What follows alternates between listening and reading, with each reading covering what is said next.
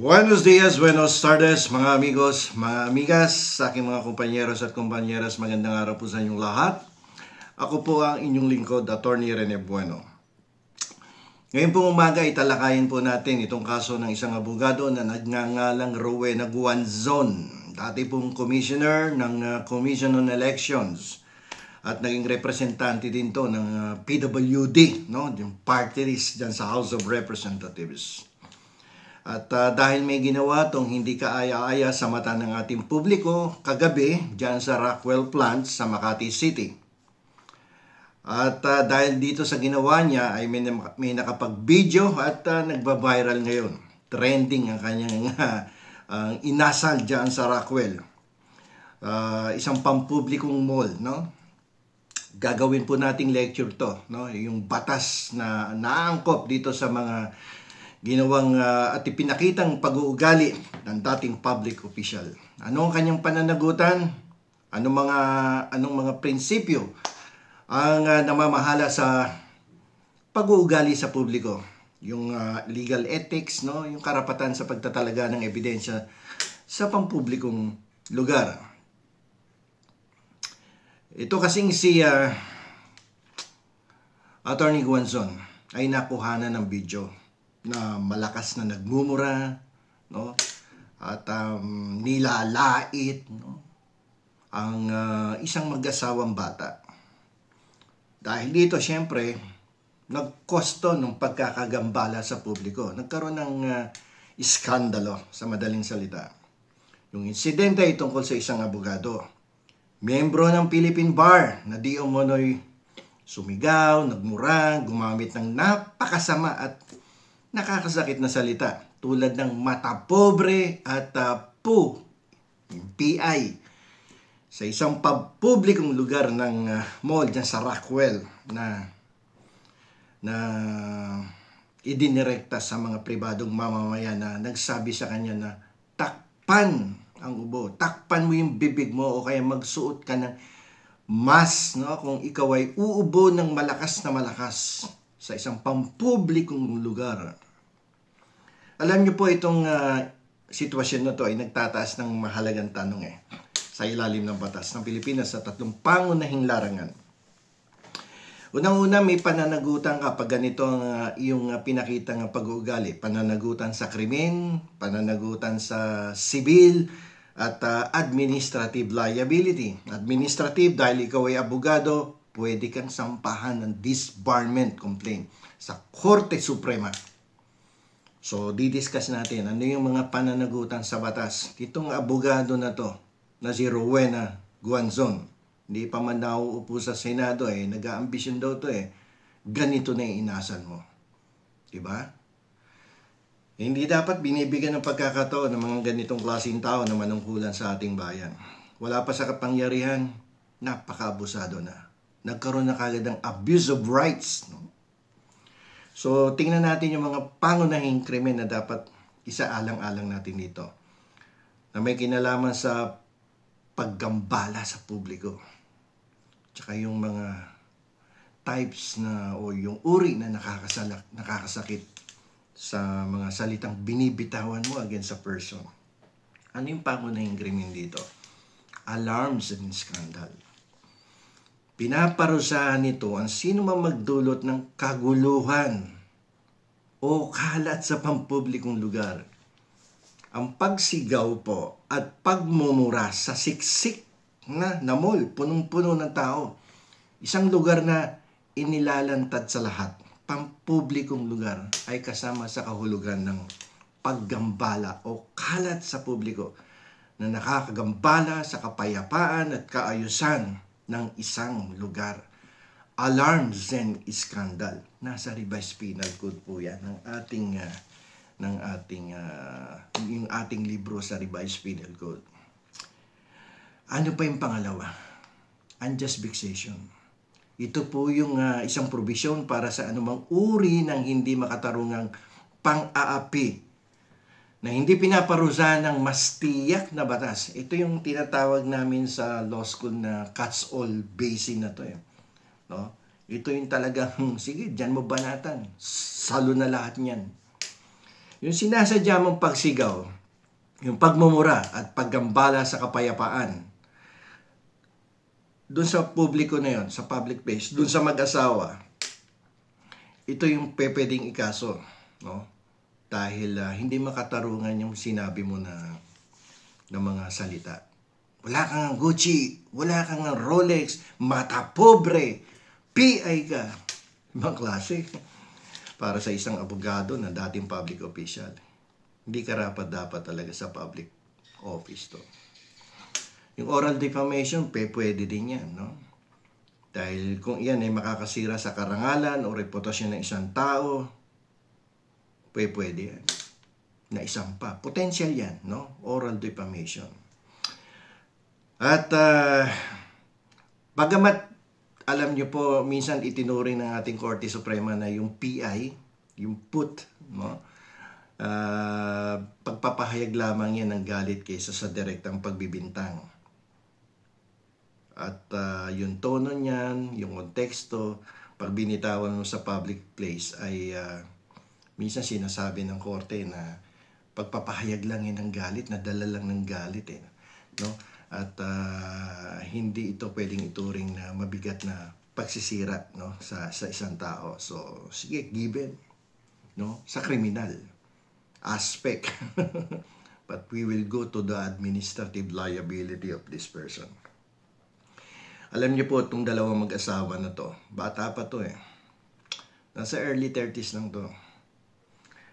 Sila po ay pwedeng magsampa, no, ng hiwalay na demanda. Civil, criminal, and most importantly ako, tinitingnan ko dito yung administrative. Mas madali to eh. No? Batay sa mga prinsipyong umiiral sa ilalim ng ating batas. Lalong-lalo na pag abogado ka. Diba? Dahil ito ay pang-aabuso ng karapatan ng isang tao. Yan po ay nakasulat yan sa civil law, sa Article 19. No?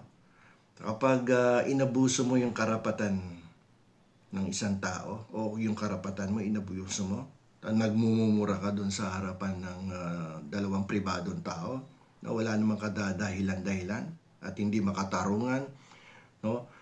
Ay hindi pa pwede yun. At bagamat tayo pong lahat ay may karapatang ipahayag ang ating kawalan ng kasiyahan, mawawala ito kapag ginamit ito sa paraang nag-aabuso ng karapatan ng iba, tulad ng pagpapahiya sa kanila sa publiko. Biruin mo, murahin mo na murahin yung mga tao. At ito yung worst case dito. Hindi mo alam yung minumura mo, abogada pala yung mag-asawa. O, so ano ngayon? Paano kung napakagaling na practicing lawyer pala niyan? Who graduated from Ateneo Law School? Diyan sa Rockwell din. Ano ka ngayon? Paano kung buweltahan ka niyan ngayon? Anong masasabi mo? Di ba? Paano kung yung bata na yan pamilya pala ng kilalang mga kilalang pamilya sa ating lipunan. Ano ka ngayon? Ano yung pinagmamalaki mo? Na dati kang commissioner? Dati kang mayor? Dati kang kongresista? Tingnan natin ngayon kung bubulagain ka niya next week. No? Dapat may marangal kang pag-uugali. Lalo ka na dati kang public official di ba? Dapat panatilihin mo yung itsura ng katinuan sa personal at professional mo bilang abogado. No? Yung pakikitungo mo sa kapwa, gumamit ka dapat ng marangal, magalang na salita sa lahat ng aksyon at pahayag mo. Hindi yung minumura-mura mo, hindi mo alam, minumura mo, kapwa mo abogada pala. Di ba?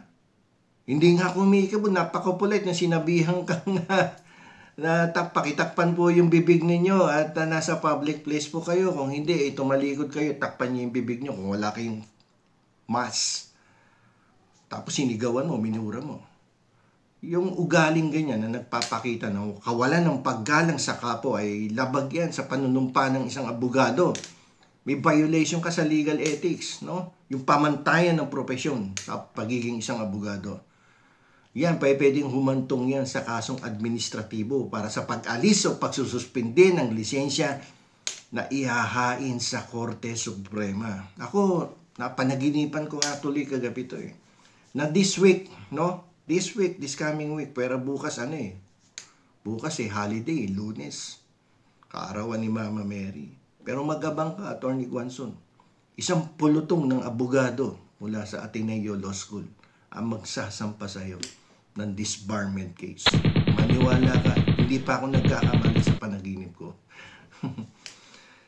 Ang pangalawang bahagi ng lecture na to ay yung ginawa ng gwardiya na sumusugod doon sa nagbibideo upang pigilan ng mga tao na kumuha ng video nung insidente na yun na nagmumura ang dating public official, sinusugod yung mag-asawa.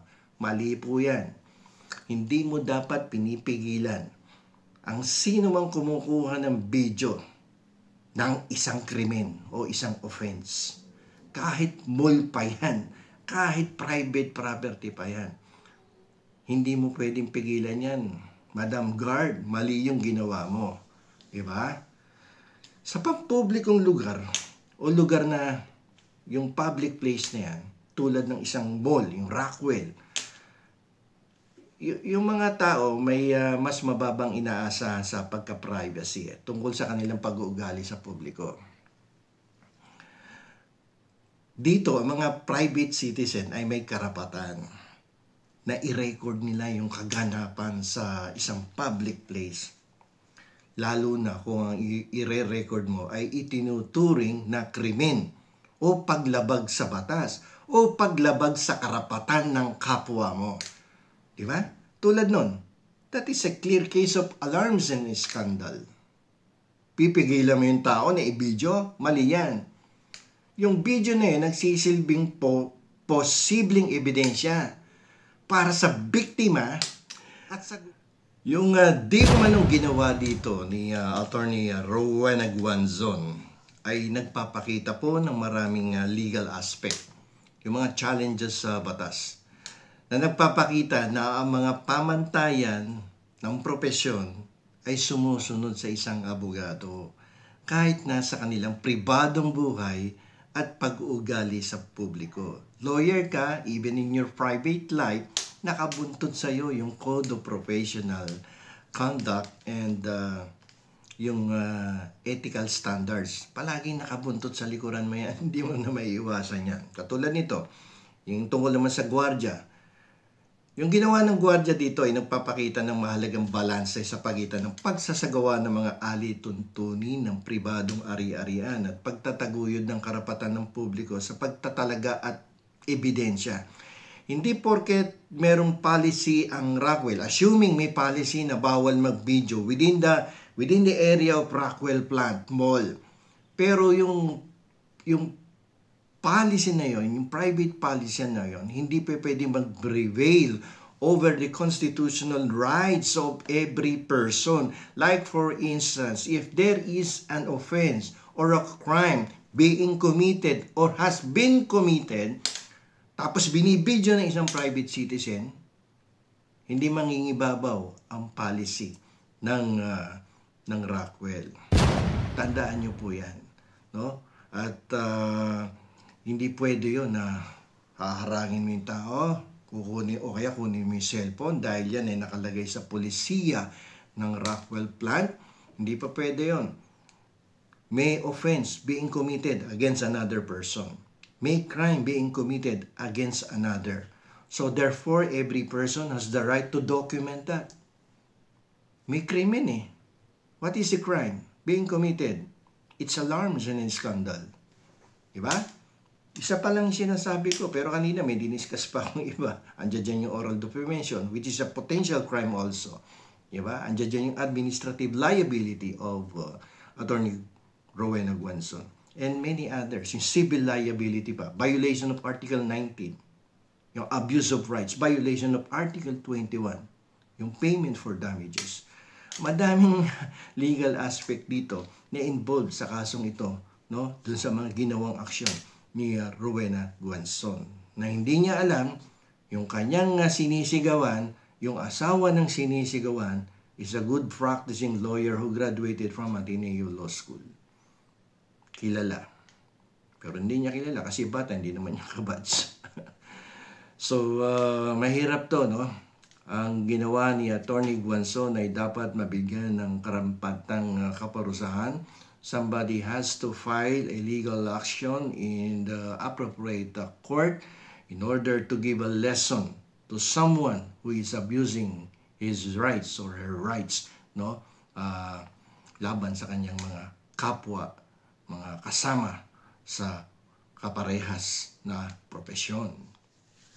Ito pong insidente nito ay nagsisilbing malinaw na reminder sa lahat ng tao, sa lahat ng mamamayan, lalong-lalo na po yung mga abogado, yung mga kasamahan kong lawyers, yung mga members of the bar, ay may pananagutan po tayo sa ating pag-uugali, lalong-lalo na nasa public place tayo, sa ilalim po ng batas ng krimen, sibil at professional na etika. Kaya iiwasan po natin yung ganyang mga mararahas na pag-uugaling pinakikita natin in front of the public, yung pagbibitaw ng mga maaanghang na salita against another person. So, nandito na lamang po. Ako pong muli ang inyong lingkod, Attorney Rene Bueno. Attorney Bueno, law and beyond. Learn the law.